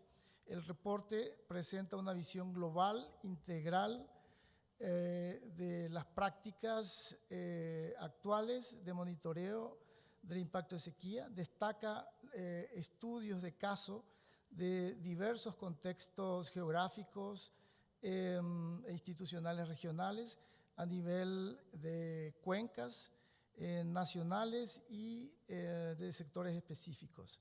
Identifica buenas prácticas y condiciones habilitantes para un monitoreo eficaz y sienta las bases para directrices operativas que apoyan a los países en el establecimiento de una mejora de sus propios sistemas de monitoreo. En ese enlace o en el QR pueden encontrar el reporte mencionado. Tiene otro reporte relacionado con integrar la igualdad de género y la inclusión social en la planificación nacional de la gestión de sequías. También pueden encontrar información detallada en el QR de la derecha y en la parte de abajo un curso online al respecto. En otras publicaciones en este marco tenemos un repositorio mundial de legislación sobre sequías y herramientas para la evaluación y redacción de legislación de sequías. Esto actualmente pasó por una revisión comunitaria cerrada, ya fue completado ese proceso. Hay también una guía para el monitoreo de los impactos de la sequía. Esto se compartirá próximamente para una revisión comunitaria y igualmente las actas de la conferencia de resiliencia frente a la sequía +10 que actualmente se encuentra en desarrollo. En la parte del repositorio mundial sobre legislación sobre sequías y herramientas para la evaluación y redacción de legislación sobre sequías, los objetivos tienen que ver fundamentalmente con la base de datos de legislaciones sobre sequías de diversos sectores, incluyendo agua, agricultura, medio ambiente, finanzas, etc. Definiciones de distintos tipos de legislación sobre sequías, por ejemplo, ley de sequías, reglamento, plan, política, estrategias, etc. Herramienta rápida para evaluación legal, para orientar el proceso de la formulación de políticas sobre... disculpen, yo me quedé otra vez con esto. Estoy ya aquí. Disculpen. Y la plantilla de términos de referencia para la elaboración de la legislación de sequía. Esto fue realizado con apoyo del Banco Mundial. Creo que esta es una herramienta sumamente útil que está a disposición de todos los países. Esta es otra publicación que tiene que ver con las guías de políticas para la gestión nacional de sequías, basado en los 10 pasos que se destacan allí. También disponible para su utilización. Igualmente, tenemos las guías sobre la coordinación institucional en el manejo de sequías. Esta es la parte más compleja. En el QR pueden encontrar información al respecto. A nivel global, una de las tareas principales de este programa es la de poder visualizar de manera instantánea dónde tenemos sequías en un momento determinado, utilizando, por supuesto, una metodología común, que sería este mapa que se presenta acá. Y para ir terminando, quisiera mencionar, bueno, antes de esto, en términos de proyectos actuales o en curso, es de destacar el que se está gestando en este momento para Panamá y Costa Rica con el Fondo de Adaptación. Está en una fase en donde fue aprobada la nota preconcepto y se está trabajando en la elaboración de la nota de concepto en este momento. Existe una comunidad de práctica al cual invitamos también a que puedan sumarse. en el QR que está ahí a su derecha. En la actualidad cuenta con 299 miembros. Cierro aquí lo global y paso a lo regional. Como les mencioné, a nivel regional tenemos asociaciones regionales y las asociaciones regionales cuentan con centros regionales de clima y en específico en las Américas hay 4 centros regionales de clima. 2 en Sudamérica, una en el oeste de Sudamérica, otra en el sur de América del Sur, otra en el Caribe, en Barbados y otra en Washington, Estados Unidos. Para habla hispana, creo que estos 2 de Sudamérica son los que están más activos. Ahí está la página web. Tienen ambos centros regionales cuentan con un programa específico de sequías. En el de América del Sur, en el sur de América del Sur está CISA, que es producto de un proyecto iniciado con el BID, continuó con fondos de AECID. Y bueno, hay realmente mucho que pueden utilizar en cuanto a monitoreo y predicción de sequías en la región sur de América del Sur. Para el oeste de Sudamérica tenemos el Centro Regional del Oeste de Sudamérica, está sustentado por el CIFEN, que es el Centro Internacional de Investigación del Fenómeno del Niño, y también cuenta con un sistema de monitoreo de sequías que de hecho genera un mapa regional para todos los países de los Andes y está basado en la misma metodología que usa el ANA de Brasil y Estados Unidos y Canadá. Entonces, con eso termino. Disculpen si me extendí. Muchas gracias por la atención. Muchas gracias, Julián. Gracias, director. Don Manuel, usted tiene la difícil tarea de terminar esto en no más de 10 minutos. 10 minutos, no, eso va a ser imposible. Intentemos. Un poco más. Bueno, básicamente vamos a pedirle también a nuestros panelistas también resumir bastante la intervención que ellos tenían presupuestada dar. En el fondo nosotros en la preparación de esta mesa fuimos haciendo socializando una serie de preguntas que tenían que ver con cuáles debían ser los impactos de la sequía a nivel regional actual y también las provisiones futuras. La información que necesitamos, la información que tenemos también tanto para trabajar en forma previa a la ocurrencia de la sequía, como también ya una vez que monitorizar el fenómeno una vez que ya está sucediendo. Al mismo tiempo también cómo se puede avanzar en los temas de la gobernanza, ¿ya? Pensando, por ejemplo, que hay herramientas de gestión que son necesarias, como las que acabamos de ver acá de parte del doctor Julián Báez, y otras que sería necesario implementar acá en la región. Al mismo tiempo, también la herramienta de financiación, de las cuales hemos estado conversando ya desde la mañana, pero por cierto, por ser el fenómeno de la sequía bastante, o tiene sus componentes que lo diferencian en el fondo de los otros problemas de gestión integrada de recursos hídricos. Por cierto, también habría que tener algunas consideraciones al respecto en los temas de financiación. Y al mismo tiempo también cómo desembocar todo este trabajo o que sea el punto de inicio de una comunidad de práctica para el intercambio de experiencia ya de manera permanente, de conocimiento y de cooperación multisectorial, y que sea en el fondo esto al alero de CODIA y podamos desarrollar un trabajo futuro respecto a eso. La idea entonces es pedirle a cada uno de nuestros panelistas si es que pueden dar una noción respecto de alguna de estas preguntas o los temas más atingentes que ellos consideren necesario recalcar. Partamos por el doctor Jorge Tamayo, por favor. Bueno, muchas gracias.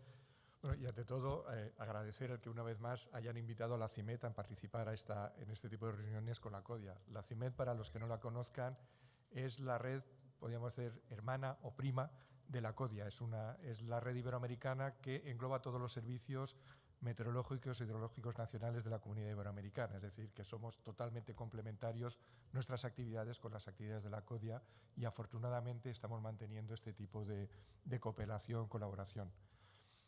En cuanto ya al tema que nos engloba en la mesa, claro, los servicios meteorológicos en general nos dedicamos a proporcionar información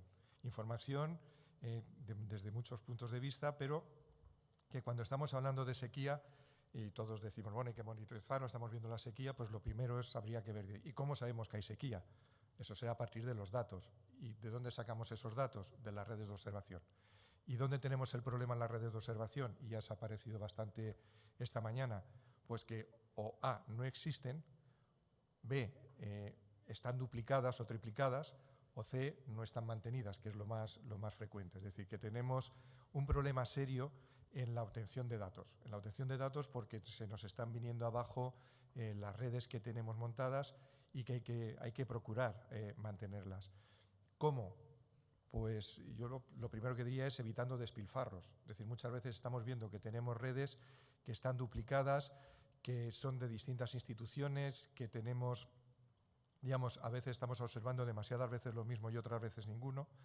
Y tenemos, yo creo que lo que también ha aparecido esta mañana, el ejemplo de Argentina, cuando decía que pasaron de 1.000 a 7.000 puntos de observación. Es decir, hay que compartir la información. No digo que haya que tener una red única, eso es, yo creo, inviable. Cada uno tiene sus necesidades y cada uno tiene las soluciones que ha aplicado, pero lo que sí parece lógico es tener un sistema nacional de observación hidrometeorológica, es decir, que haya alguna forma de manera que la información que se está generando pueda aparecer y pueda estar a disposición de toda la comunidad. Pensemos que un dato hidrometeorológico a las horas se convierte en dato climático y a partir de ahí se puede utilizar pues, para ya el análisis de sequías o de cualquier parámetro que nos pongamos.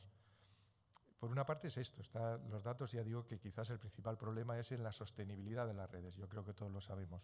Es relativamente fácil buscar fondos para montar una red, pero es muy difícil conseguir fondos posteriormente para mantener esa red, porque esos fondos ya no van a venir de la cooperación, van a venir de los fondos nacionales, es decir, de la financiación de las instituciones.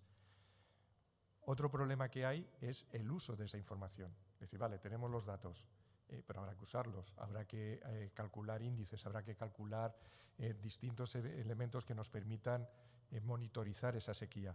Y para eso necesitamos personal. Y es otro problema que estamos observando en todas nuestras instituciones. Cada vez tenemos menos personal, el personal se está retirando, la experiencia se está perdiendo y no estamos incorporando a nuevas generaciones. Es decir, que tenemos ahí otro gran problema. Es decir, no solamente hay que tener datos, sino hay que utilizar esos datos, convertirlos en productos y servicios. Para acabar, ¿cómo podemos, digamos, aprovechar o optimizar o mejorar todo esto? Y yo creo que aquí tenemos una oportunidad magnífica que son el marco que nos proporcionan las redes, la CODIA, la CIMET. Por una parte, y se ha comentado también hace poco en la mesa anterior, lo importante que es intercambiar experiencias, pero intercambiar experiencias entre iguales, y aquí las redes nos proporcionan un marco sectorial inmejorable, pero también intercambiar experiencias entre los distintos sectores.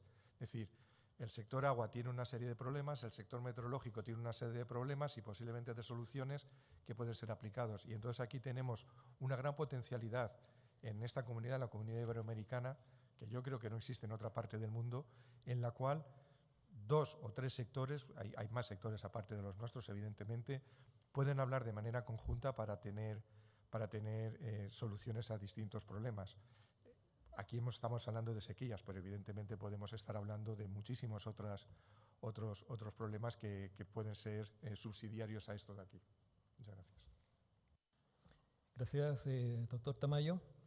David Michaud, habíamos conversado durante las sesiones previas con el representante del Banco Mundial respecto a cuál es la importancia que ustedes ven respecto, por un lado, de todo lo que tiene que ver con los impactos de la sequía desde el punto de vista económico, pero una pregunta que me surge a mí también respecto al tema de financiación, porque la sequía es un fenómeno distinto en cuanto a su impacto. No tenemos acá, no sé, tal vez habría que pensar fuera de la caja, pero ¿cómo podríamos incorporar el tema? Por ejemplo, ¿está la posibilidad de incorporar un tema tarifario en la financiación o por su naturaleza, en el fondo, el impacto de la sequía tiene que tener un tema de financiamiento un poco distinto, buscar en distintas fuentes de financiamiento?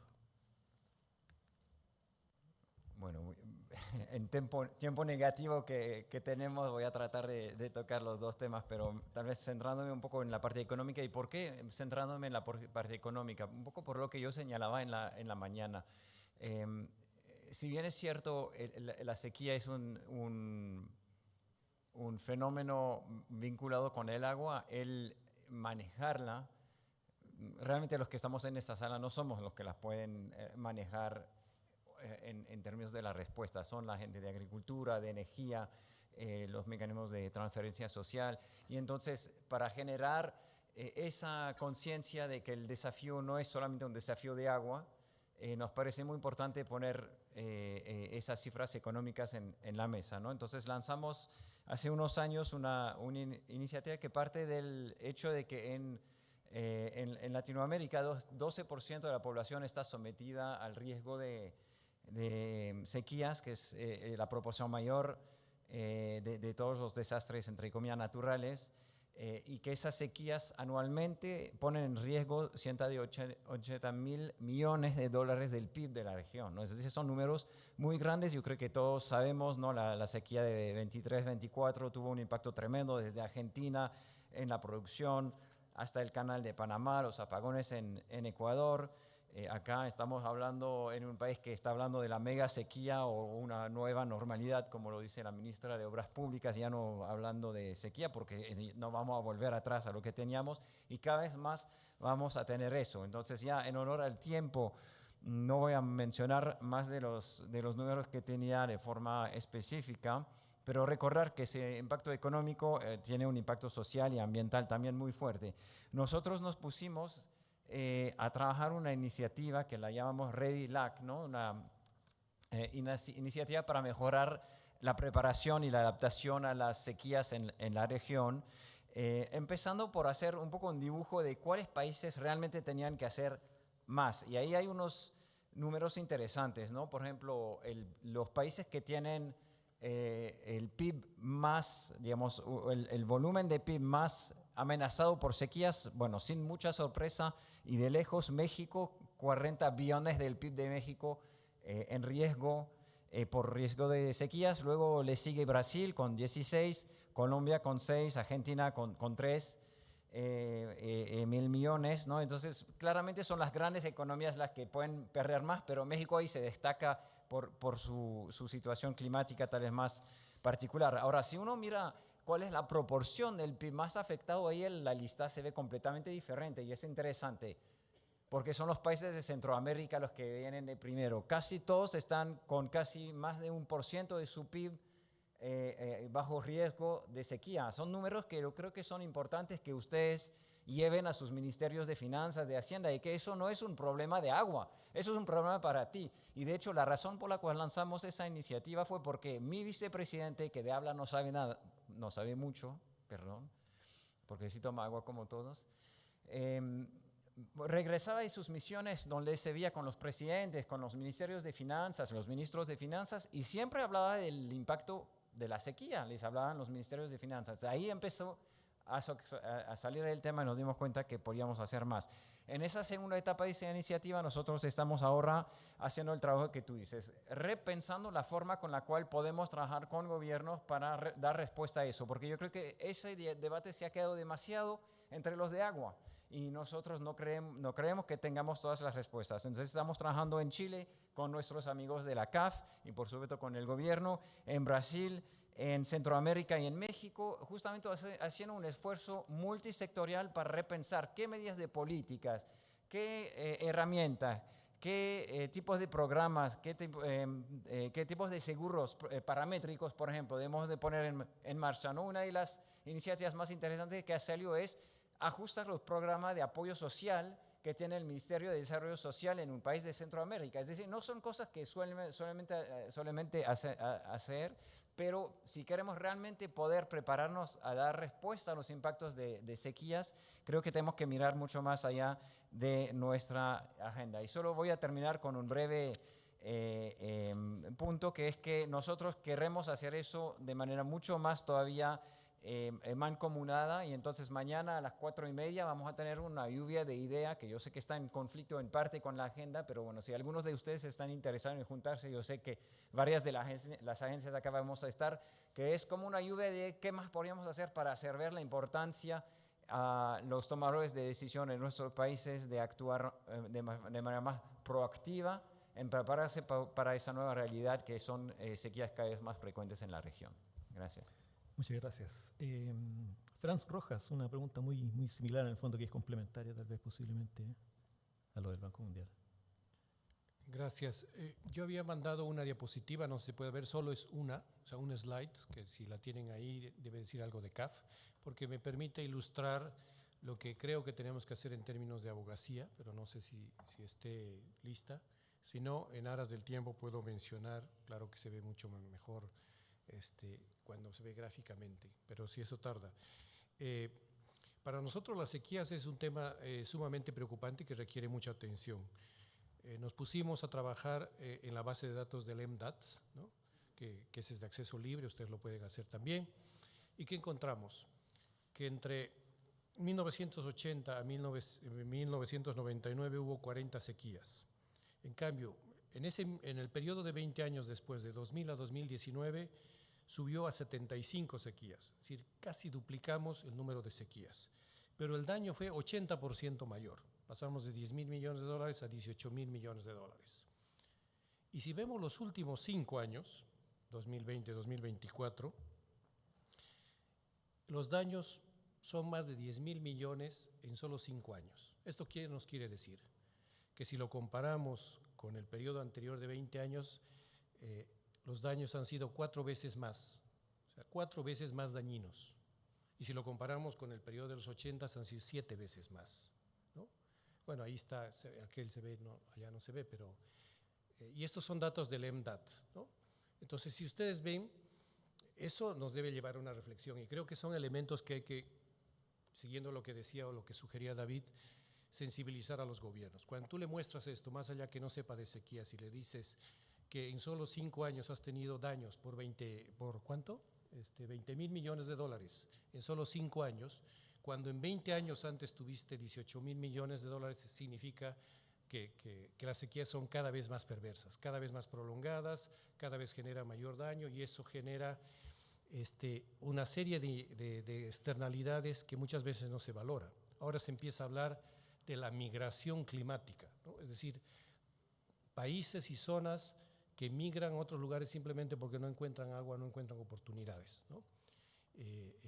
Donde viven. Entonces, yo creo que esto nos lleva a pensar efectivamente que las sequías, que además es a comparación o a diferencia de las inundaciones que se ven de manera implosiva, estas a veces toman mucho más tiempo, no se perciben, pero que después obviamente tienen esos daños que están generando muchísimos. No solo afectaciones, sino también pérdidas hasta incluso de vidas humanas. David creo que ha mencionado varios temas del PIB que yo tenía acá, así que no voy a detenerme en eso, pero también llamar la atención que esta región siempre hablamos de que es la región de la abundancia del agua. Es cierto, 30% del volumen, pero está asimétricamente distribuido. ¿Y eso qué significa? Que tenemos un 23-25% del territorio de América Latina que es sérico o árido. Y las tendencias nos muestran que está aumentando la aridez en la región. Entonces yo creo que eso nos tiene que llevar también a pensar y quitarnos esa idea de que es agua for granted, ¿no? Que se da por hecho que la tenemos, porque sí la tenemos en el Orinoco, la tenemos en el Amazonas, pero tenemos los problemas de desglaciación en los Andes y tenemos muchas zonas de estrés hídrico que se van generando y que empiezan a permear en zonas que se vuelven muy críticas, ¿no? El norte de Chile, el noreste de Brasil, Centroamérica, en el Caribe. En el Caribe asistimos a países insulares donde prácticamente el 100% del agua que se suministra viene de desalación, porque no tienen agua dulce suficiente, ¿no? Entonces yo creo que eso tenemos que repensar en términos de riesgos e impacto. ¿Y qué hacer? Obviamente hay mucho por hacer. Como dijo David, estamos trabajando en un estudio, acabamos de terminar en CAF un estudio sobre caracterización histórica y prospectiva de las sequías en 3 países, en Chile, Uruguay y Bolivia. Ahora estamos trabajando a la mano con el Banco Mundial en establecer unas notas de política, de unos lineamientos claros que nos ayuden a mejorar la respuesta frente a las sequías, es decir, pasar de la reacción a la previsión, a la anticipación, como debería ser, y eso obviamente lleva a una serie de acciones que tienen que ver desde política pública y no solamente infraestructura, ¿no? Infraestructura obviamente sí, seguimos apoyando y creo que hay diversos proyectos que estamos haciendo, desde fortalecer servicios hidrometeorológicos. El servicio hidrometeorológico de Venezuela, nosotros estuvimos ahí apoyando, $50 millones con nuevos radares, nuevas estaciones hidrometeorológicas. Estamos construyendo presas en Bolivia, ahora en Uruguay y en otras regiones. Y también tenemos que trabajar en gestión de la demanda. Y creo que ese es un tema importante. No podemos seguir pensando en esa visión de que el riego puede tener solo un 30 a 40% de eficiencia y que para todos está bien, o que en la región tengamos un agua no facturada de un 50% en servicios de agua y saneamiento y que está bien, ¿no? Entonces yo creo que respondiendo un poco a lo que mencionabas tú sobre tarifas, creo que hay que ir pensando en esas tarifas que de alguna manera empiecen a penalizar los excesos. No me refiero a aumentar la tarifa en términos generales para las zonas vulnerables, para las zonas de escasos recursos, pero en aquellos excesos, en aquellos volúmenes que no se miden o que no son magnificados, yo creo que hay que dar señales claras si lo que queremos es no tener una catarsis en términos de recursos hídricos en la región. Concluyo simplemente diciendo, creo que hay diferentes herramientas que se tienen que trabajar en planificación y gobernanza. Ahora en la COP, que es el próximo mes, se va a hablar sobre la importancia de los NAPs, de los NDCs, ¿no? Sus nombres en inglés, los planes de adaptación. También se empieza a estudiar las aguas no convencionales, el reuso de agua residual tratada, por ejemplo, que es una oportunidad que hay que irla pensando con mayor dedicación. También la desalación, ¿por qué no? Creo que ya ha ido mejorando en todos los términos ambientales, pero no es solamente un tema de infraestructura o de tecnología. Tiene que ir vinculada a un tema no solo de política pública por un lado, pero también de educación y sensibilización a todos los usuarios del agua. Agua potable, riego, industria, minería y otros, si realmente queremos cuidar este recurso preciado que es el agua. Perfecto, muchas gracias. Cada vez nos va quedando menos tiempo. Vamos a pedirle a nuestros dos últimos panelistas que por favor sean más breves. Fernanda Abreu, en el sentido de la herramienta de gestión que es necesario implementar y qué ejemplo de gestión exitosa o los grados de avance que se han dado a este respecto en la región. Vale, hola, buenas tardes. Yo también tenía una presentación, pero bueno, no sé si va a ser tan rápido, el tiempo está súper corto. Y lo que había pensado era presentarles informaciones importantes sobre la parte de sequía en Brasil y también traer algo de lo que estamos implementando de medidas que son exitosas hasta el momento, porque todo el tiempo se cambia, ¿no? Pero bueno, o sea, a la primera idea yo creo que converge mucho lo que los otros colegas aquí hablaron. En Brasil, por ejemplo, tenemos una sequía histórica en el nordeste de Brasil y eso se está expandiendo, hay una ampliación, o sea, además de la parte natural de la sequía, hay la parte de las acciones antrópicas. Y en los últimos 20 años hay un crecimiento de casi 50% en el semiárido brasileño, ¿sí? Y hay un primer punto de aridez en Brasil también que se ha registrado, ahí pone la pantalla. Se puede ver una comparación del crecimiento del semiárido brasileño y al lado está la herramienta de Brasil que tenemos ya el señor Julián ha citado, el monitor de secas, el monitoreo de sequías, ¿sí? Y ahí la diferencia es, una se señala cómo va el crecimiento de la sequía y el otro la severidad. Una es más a medio y largo plazo para entender cómo funciona toda la dinámica de la sequía y el otro es para pensar en medidas de gestión a corto plazo.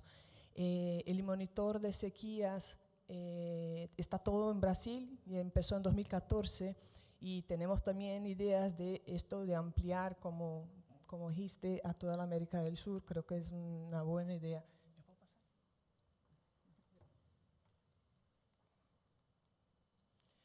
Aquí tenemos un poco del retrato de Brasil, lo que pone un estudio sobre regionalización de la sequía y hay un poco de inundación también, pero aquí lo voy a enfocar en la parte de la sequía y ahí se ven 4 Brasils. Bueno, en la parte gris que no tiene registros, el amarillo, naranja más claros son la parte de las sequías, que es el foco de esta mesa. Lo que es naranja un poco más oscuro son las dos, inundaciones y sequías, y lo que es azul son inundaciones. Ahí nosotros podemos ver dónde están los puntos fuertes, dónde están las sequías en Brasil. El lado, ahí hay una asociación de los eventos de sequía con los daños humanos, lo que provoca en la sociedad. O sea, si hay letalidad, si la gente tiene que salir de casa, todos los daños en la población, y ahí se tiene toda una idea de cómo está la función de la susceptibilidad de la sequía con los daños humanos. Eso todo son informaciones para la toma de decisiones.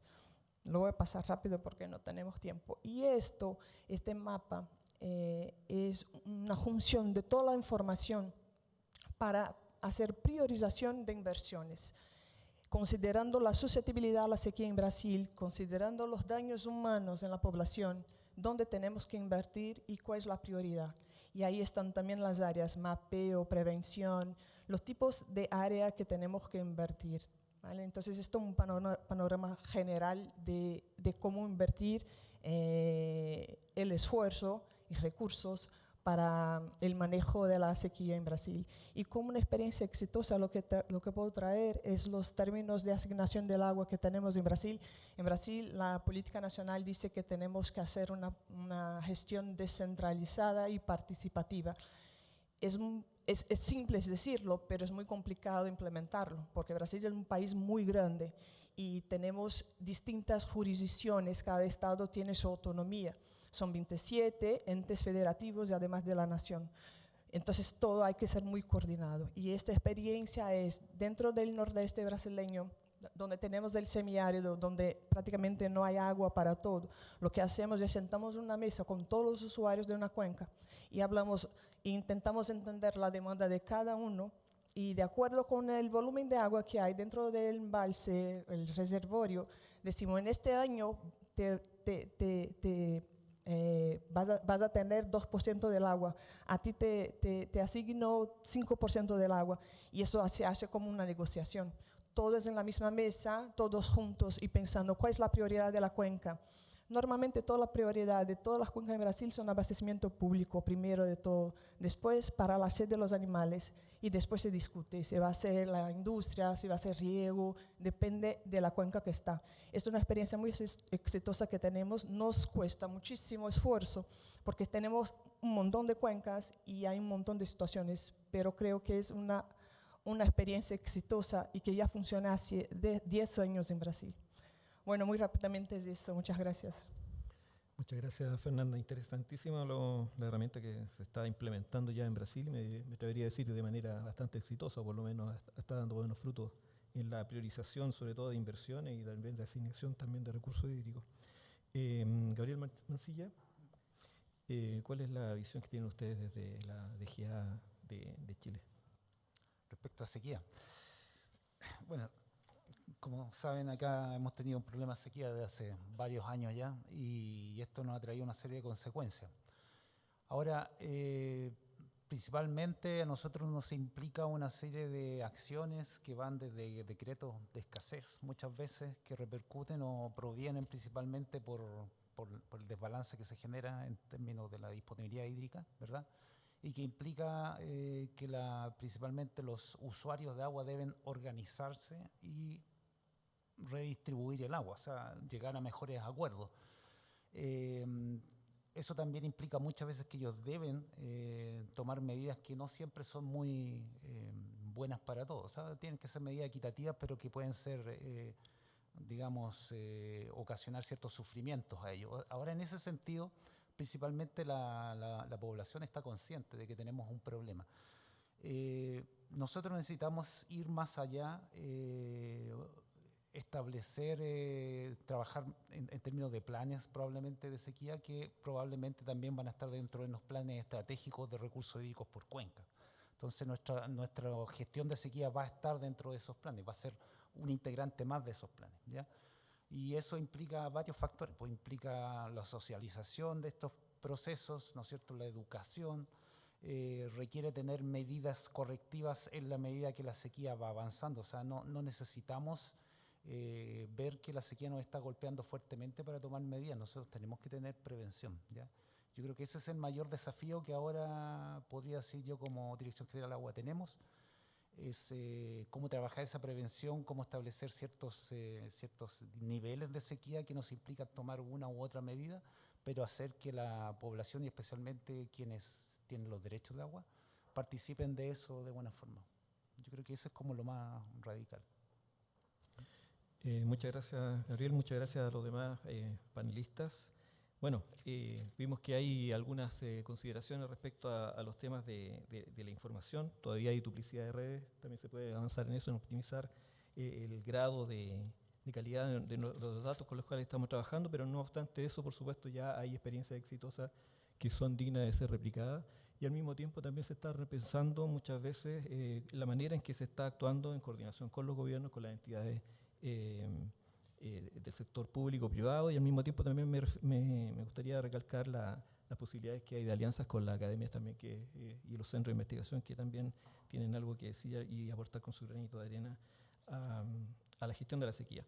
También, por cierto, es importante que pasemos de la reacción a la previsión, y algo también que tenemos conciencia plena de todos los habitantes de la región, y estamos también, por cierto, en eso, sobre todo pensando que las sequías se están haciendo cada vez más prolongadas, más severas, y tiene un impacto económico mucho mayor. Eso es, gracias, presidente, es lo que tenemos que decir. Bueno, muchas gracias a los panelistas también por la exposición.